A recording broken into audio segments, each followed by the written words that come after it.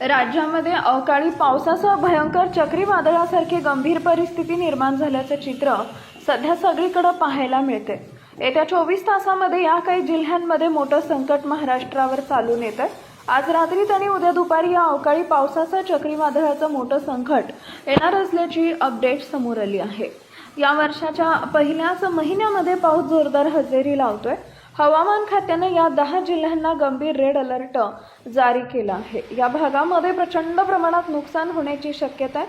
मुंबईच्या दिशेने 150 किलोमीटर प्रति तास वेगाने हे वादळ आता वेगाने पुढे सरकू लागलंय। नेमकं कोणत्या 10 जिल्ह्यांमध्ये आज रात्री चक्रीवादळाचा मुसळधार पावसाची शक्यता आहे ते लगेच पुढे पहा। त्या अगोदर तुम्ही आपल्या चॅनलवर नवीन असाल तर चॅनलला सबस्क्राइब जरूर करा, जेणेकरून अशा प्रकारच्या अपडेट्स या तुमच्यापर्यंत पोहोचत राहतील। आज रात्री या 10 जिल्ह्यांमध्ये या महाभयंकर अवकाळी पाऊस आहे। वादळ घुसण्याची शक्यता वर्तवण्यात आली आहे। नेमकं कोणत्या 10 जिल्ह्यांमध्ये आज रात्री या अवकाळी पावसासह चक्रीवादळ मुसळधार पावसाची शक्यता आहे ते लगेच पुढे पहा। वर्षातील पहिल्याच महिन्यामध्ये काय करते थंडीसह अवकाळी पावसानं धुमाकूळ घातल्याचं सध्या तुम्हाला पाहायला मिळते।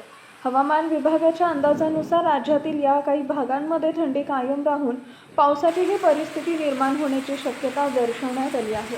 आज रात्री आणि येत्या 12 तासात हा अवकाळी पाऊस महाराष्ट्रातील या भागामध्ये प्रचंड ताकदीनं तुटून पडणार असल्याची मोठी अपडेट समोर आली आहे। गेल्या 8 दिवसांपासून प्रचंड ताकदीनं मोठा पाऊस पडतोय, त्यातच आता महाराष्ट्रावर प्रचंड मोठं संकट आता या ठिकाणी आलंय। काल मुंबईसह इतर राज्यांमध्येही अवकाळी पावसानं प्रचंड थैमान घातलंय। हा प्रकार माजवला त्या ठिकाणी सगळ्यात मोठा पाऊस देखील घडलाय। तुम्ही त्या टीव्हीला बातम्या सुद्धा पाहिल्या असतील। तोच कहर आज रात्री या 10 जिल्ह्यांमध्ये 12 तासाच्या आतमध्ये येणार असल्याची माहिती समोर आली आहे। आज उद्या आणि परवा 3 दिवस महाराष्ट्रातील भागांमध्ये मुसळधार पावसाचा थंडीसाठी हवामान खात्यानं रेड अलर्ट या ठिकाणी जारी केलाय। ताशी 50 किलोमीटर वेगानं हे चक्रीवादळ महाराष्ट्राच्या दिशेनं पुढे सरकत आहे। हवामान खात्याच्या ताज्या अंदाजानुसार सध्या तामिळनाडूतील काही जिल्ह्यांमध्ये मुसळधार पावसाची शक्यता आहे, तर उत्तर भारतीय मैदानी प्रदेशात आणि केरळमध्येही पावसाचा अंदाज आहे। पण महाराष्ट्रात पावसाची शक्यता कमी असून हवामान मुख्यत्वे कोरडे राहण्याची शक्यता आहे असं दिसतंय।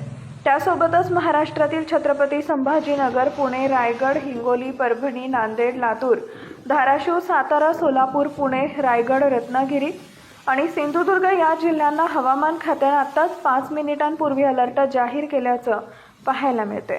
मुंबई, रत्नागिरी, सिंधुदुर्ग आणि छत्रपती संभाजीनगर, विदर्भातील काही जिल्ह्यांना येलो अलर्ट देण्यात आला आहे।